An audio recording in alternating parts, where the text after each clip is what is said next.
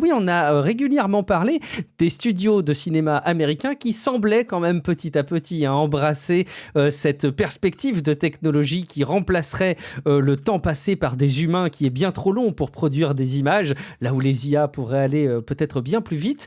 Mais en tout cas, il y avait une démarche. Il semblerait qu'en Chine, la décision soit plus radicale, Guillaume. Moi, j'ai vu pour la première fois il y a pas si longtemps, genre 2-3 ans quoi, la Fureur du dragon, Ok. le classique de Ça, Bruce Lee, ça hein, date de quoi, des années 80, non? qui a lancé Chuck Norris 72, Ok. la Fureur du dragon. C'est très, très marrant, le rythme est très différent d'ailleurs, hein, c'est intéressant de voir des films qui sont vraiment vieux, presque années 60, hein, 72, donc il a été filmé vraiment début 70.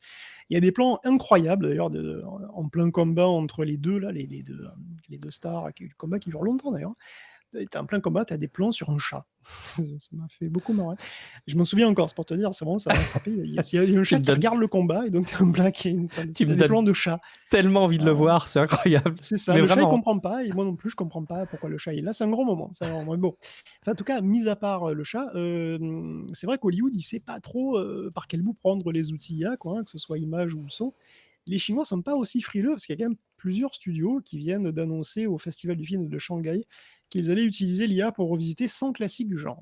Un fonds de presque 14 millions sera levé pour commencer le projet par Shanghai Canshin Culture and Media. Je pense que c'est Canshin. Bravo. Et alors, le but, c'est de rester fidèle, c'est toujours ce qu'ils disent évidemment, mais de restaurer aussi et de donner un nouveau look plus conforme à une expérience cinématographique moderne. Bon, on a vraiment l'impression qu'ils s'interdisent rien, hein, c'est revoir le son, l'image, l'esthétique et même Ouais. l'histoire. C'est Donc, open bar. Ouais.